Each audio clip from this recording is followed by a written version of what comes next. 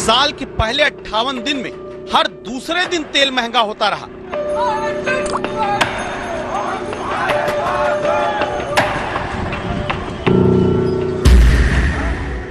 लेकिन 26 फरवरी को चुनाव के ऐलान के बाद अचानक तेल में रोजाना वाली महंगाई उड़न छू होने लगती है।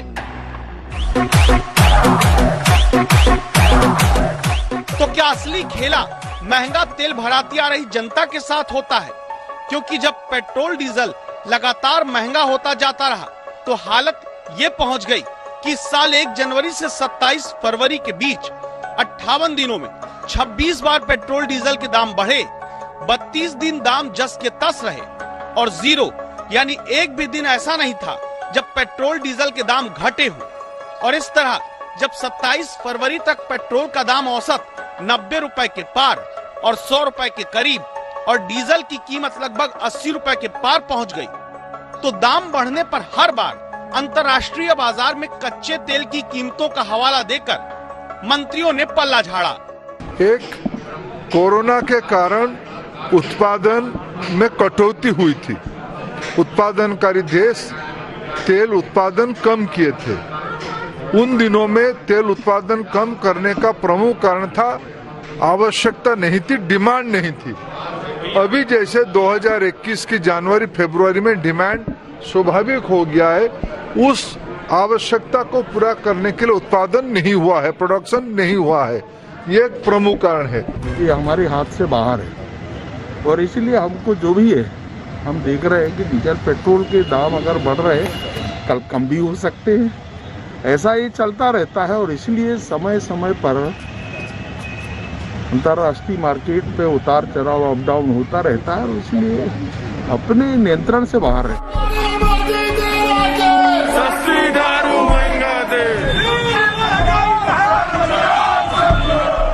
सड़क से संसद तक जब तेल के दामों पर प्रदर्शन हुआ तो सिर्फ यही वजह बताई गई कि अंतर्राष्ट्रीय मार्केट में कच्चे तेल के दाम बढ़े हैं, तो क्या करे सरकार।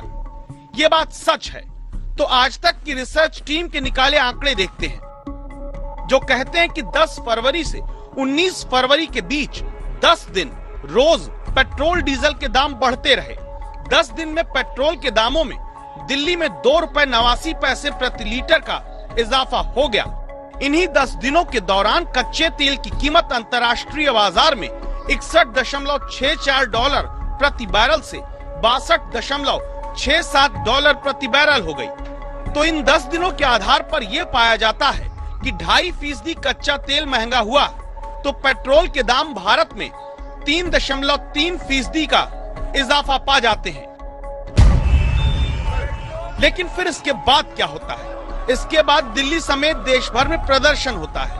राजनीतिक दल पेट्रोल डीजल की महंगाई पर सड़क पर आंदोलन करते हैं और सरकार की तरफ से यही लगातार कहा जाता है कि क्या करें, हमारे हाथ में तो है नहीं, अब कच्चा तेल महंगा हो रहा है।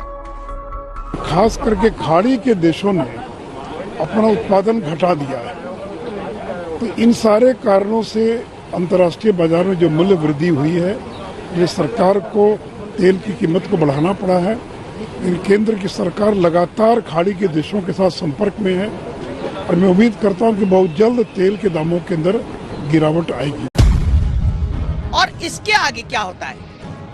26 फरवरी को चुनाव आयोग की प्रेस कॉन्फ्रेंस होती है। 26 फरवरी को पश्चिम बंगाल, तमिलनाडु, असम समेत 5 राज्यों में चुनाव का ऐलान होता है और फिर 27 फरवरी को एक दिन तेल कंपनियां पेट्रोल डीजल का दाम कुछ पैसे बढ़ाती हैं। लेकिन 27 फरवरी के बाद 9 मार्च तक यानी 10 दिन के दौरान पेट्रोल डीजल के दाम में 1 पैसे का इजाफा नहीं होता।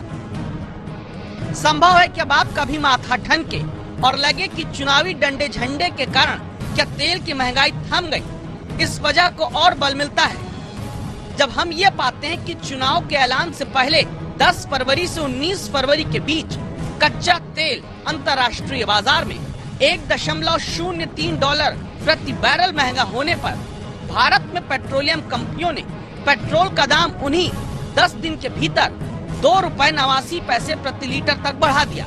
लेकिन भारत में 5 राज्यों में विधानसभा चुनाव के ऐलान की तारीख के बाद से 27 फरवरी से 9 मार्च के बीच जब कच्चा तेल $5.60 प्रति बैरल से ज्यादा महंगा पाया जाता है, तब देश में पेट्रोलियम कंपनियां पेट्रोल डीजल के दाम में 1 पैसे का इजाफा नहीं करती। तो क्यों ना कहा जाए कि इलेक्शन पास है तो तेल की महंगाई दूर, या फिर राहत इंदौरी साहब से माफी मांगते हुए कहें कि तेल की महंगाई में रुकाव है क्या, पता करो देश में कहीं चुनाव है क्या।